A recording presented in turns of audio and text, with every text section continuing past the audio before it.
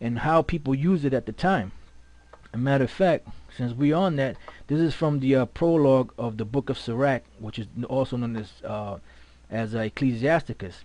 It says, "Wherefore let me entreat you to read it with favor and attention, and to pardon us, when we may seem to come short of some words, which we have labored to interpret. For the same things uttered in Hebrew, and translated into another tongue, have not the same force in them. And not only these things, but the law itself, and the prophets, and the rest of the books have no small difference when they are spoken in their own language." Alright, that's why we have this here now. It says the major result of the literary work of the Hebrew intellectuals along the 19th century was a lexical modernization of Hebrew. New words and expressions were adapted as neologism.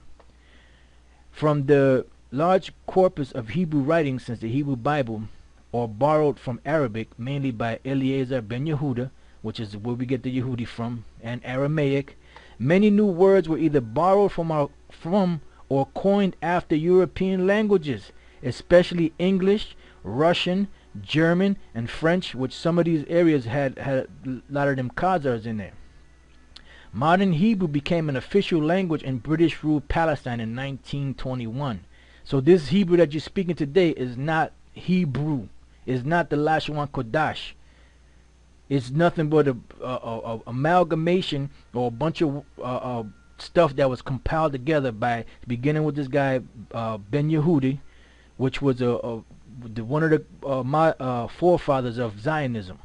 All right.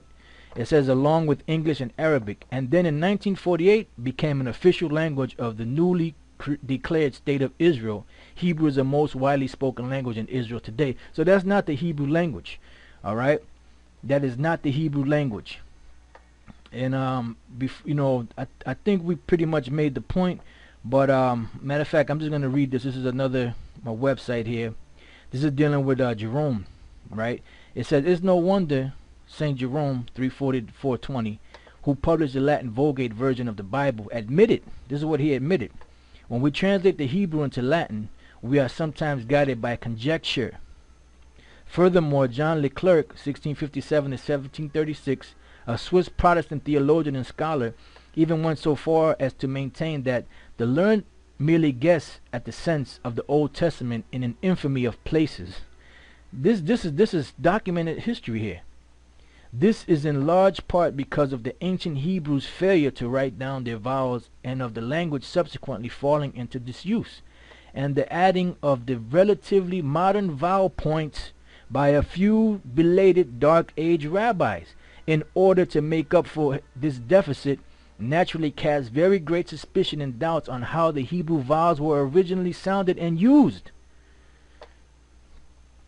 It says, verifying the recent appearance of these vowel points, the renowned J. Patterson Smith, that's talking about them little dots and dashes that you see in the Blue Letter Bible and the Masoretic text of the Hebrew. Verifying the recent appearance of the vowel points, the renowned J. Patterson Smith, B.D., LL.D., Lit. D., and author of several books on the Bible, maintained that their marks are of comparatively modern date, certainly not older than about 500 or 600 AD. And he added, we can imagine then what a sensation was produced when Elias Levita, a very famous Hebrew scholar about the year 1540, proved to the world that these vowel marks were not in existence for hundreds of years after the time of our Lord. Of course, this caused some controversy at the time, but Dr. Smith concluded that no scholar now thinks of doubting the comparatively recent origin of the Hebrew vowel points. Nobody today knows for sure how the original Hebrew was pronounced, regardless of the tales commonly propagated about the Jewish rabbis carrying on an accurate oral tradition for thousands of years. This is something that they've been pushing so much that the people just accepted it because it's part of the doctrine that they teach you in these schools.